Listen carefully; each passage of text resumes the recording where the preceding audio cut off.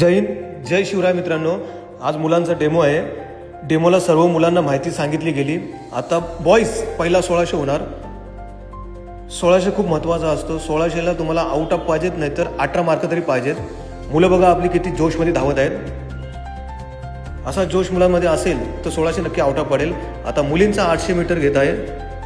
मुली आपल्या फुल जोशमध्ये आहेत. गो.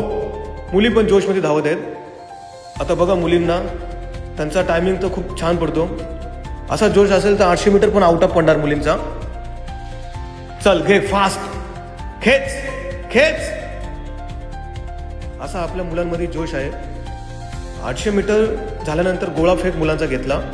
गोळा फेकला आपल्या मुलांचा, भरपूर मुलांचा गोळा आउट ऑफच आहे. त्याच्यानंतर मुलींचा गोळा फेक.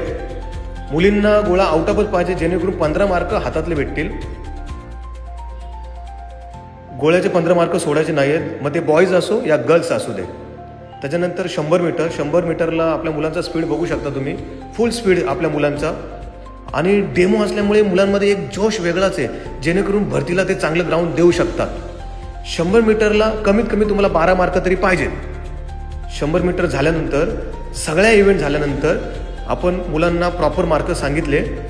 प्रॉपर मार्कमध्ये मुलांना 40+, 45+, 47+ आणि 3 मुली आपल्या 50 पैकी 50 ग्राउंड टाकलं आहे.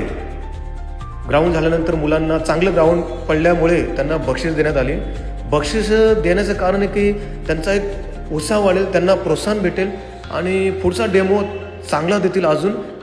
किंवा जी आता पोलीस भरती चालू आहे त्या पोलीस भरतीला डायरेक्ट ग्राउंड चांगलं देतील आणि आपल्या आईवडिलांची स्वप्न पूर्ण करतील. हा डेमो घेण्याचं कारण हेच होतं की मुलांना डेमोची भीती मेली पाहिजे, किंवा पोलीस भरतीला तिथे भीती मरून त्यांनी चांगलं ग्राउंड दिलं पाहिजे. आज मुलांनी खूप छान ग्राउंड दिलं. जय हिंद.